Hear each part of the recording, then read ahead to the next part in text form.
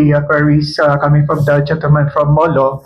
It's stated here that with regards to the directory of the applicants is included in the barangay registry of job seekers. So may ara na da name, contact number, kay para anytime nga kung may ara sang may magkadto nga employer, ready na ang aton nga beso no, to provide basic informations with regards to our job seekers, Madam Chair. Yes, Madam Chair. Okay, from what I understand, this ordinance primarily focus on employment, no, or for those who are seeking jobs, no, for job seekers. So, what I am proposing is that the BESO officer also under Section 4, Paragraph D in data gathering and reporting, that he or she maintains a list of skilled workers in the barangay, so that whenever a resident of the barangay is in need of a person or a skilled worker, like for example, plumbers or electricians, welders, or carpenters, or even engineers, he would just go to the BESO officer in the barangay and ask for the information on whether where he or she will go to ask for the address of that certain skilled worker. So if the proponent again is amenable that to add a third number under paragraph D, which states maintain a list of skilled workers in the barangay and their contact information, so that we are specific or categorically states that the same is in existence, no, in our barangay, Madam Chair. Yes, Madam Chair, probably we are going just only to add a certain portion in the employment facilitation, not necessarily in the data gathering and the reporting, because here in number 2, under employment facilitation, we have maintained a barangay registry of job seekers, out of school youth, graduates, displaced workers, and returning OFWs, and probably skilled workers in the barangay. Yes, Madam Chair. Thank you, Madam Chair, for the time. Thank you. Before that, Councilor Parcon, would you like to proceed with your question? After that, Councilor Capaluna and Councilor Yang. Actually, Madam Chair, this is not a question, but a suggestion in relation to the question of Councilor De La Liana earlier, as to Section 4D, data gathering. Earlier, it was suggested by Councilor De La Liana, but wala ilang manifest nga ginasuggest to the proponent.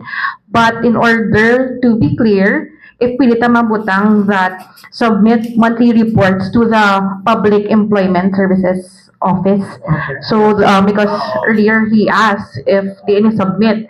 So perhaps we can add to Section 4, submit monthly reports on employment activities, job referrals, trainings attended to the Public Employment Services Office if the proponent is amenable. Madam Chair, a while ago, it was noted as suggested by Councilor De La Liana that we are going to put peso submit monthly reports to Public Employment Service Office. We acknowledged it earlier. Okay. And also, Madam Chair, if perhaps a proponent can reconsider the suggestion of Councilor Malabor, kaya na pala, because earlier he said na if number 3 matipon sang list of skilled workers, if the proponent is amenable, as a reconsideration to the manifestation of Councilor Malabor, na base pa man lang pwede mabutang na list of skilled workers, kay para give man I understand his point nga kung mangita sang tubero, plumber, electrician, at least within the barangay, kay kisa wala kita kabalo kapang laghapat sa iban nga lugar nga dira man lang gali mismo sa barangay, naton may mga skilled workers kita. Although, base ano na sa iban, but perhaps the proponent can reconsider the suggestion of Councilor Malapor. I think that is his point earlier. Thank you, Madam Chair. Yes, Madam Chair, I am very amenable to include that under Section 4, letter D, additional that we have a list of skilled workers available. Okay, thank you. Yeah. Yes. Councilor Cabaluna, do you have something? Yeah. Do you intend this to be passed today? Yes, Okay. Madam Chair. Say, i-manifest Yes. mo madaan.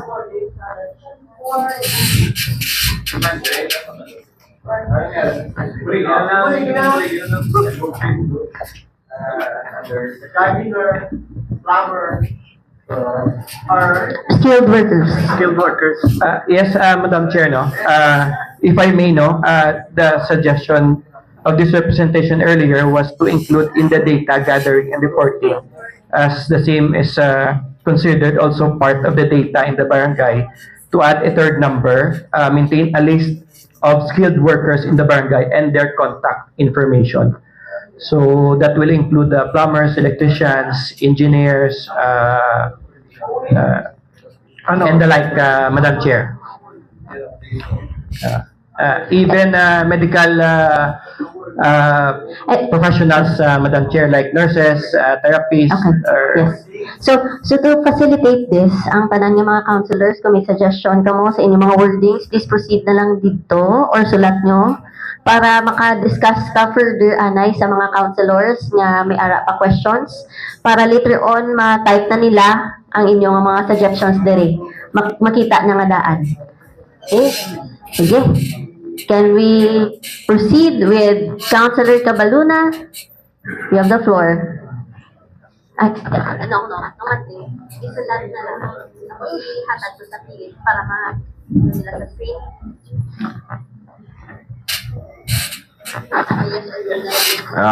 Madam Chair, una, I am in favor of this ordinance. No? First question is, among the skills ba nga inventory ta mga contractor dala? Hindi. Ibang skill po sila. Ibang skill pa sila. Ibang Yeah, pero that question leads to my input actually. We're gonna inventory skills. I hope more than the training on capacities, technical assistance, character trainings will also be one of the priorities of PESO sa mapa-inventaryo ng mga skills. Okay lang may inventaryo kita sang plumber, sang panday, sang tanan, pero pag-abot sa balay gali, tandaan lang nila din sila makasulod, mangawat, or this could happen, no? So I think character formation is one of the important skill nga i-train naton sa mga skill workers and also our BESO. Can that be something you can include also, Madam Chair? Can the proponent also look at that as an important component? Kikita ko although sa BESO ni nag-refer capacity lang or technical assistance, no? Pero character, I think, is a very important matter nowadays. Kaya katugid sila sa panimalay sa tao eh. Gasulod sila to sa CR mo, gasulod sila to sa kwarto mo, gapaninlo sila to, or gakayo sila to. Madam Chair, can the respond?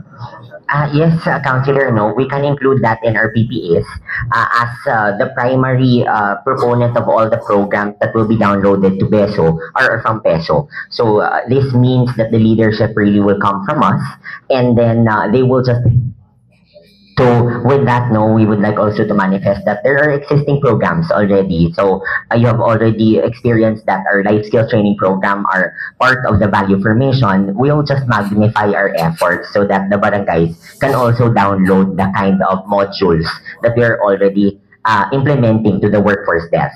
Thank you, please, Kego. Very necessary, especially they're close in sa mga balay. Gasulod din sila eh. Yung So second, I would like to support also the manifestation of the good councilor from Lapus, Councilor Duron, on the qualification. Kay importante gid abi, kay kung discretionary lang sa kapitan, wala man ko anything pero base sinoy apilion, then hindi masustain. Kay to be honest, and I'm sure Mr. Gabo Madhay here would can attest, hindi lang ulango ang trabaho sang employment service officer, no? Hindi na ya sila nga pwede mo lang pilion ang binaang political person mo. It should be someone that has an understanding how important their role aligning industry with skills and reporting sa aton nga beso and the barangay. So I hope that's really something that they emphasize ang employment requirements. Minimum lang, hindi man tamaan ka dako, pero what do you really need from them? At least minimum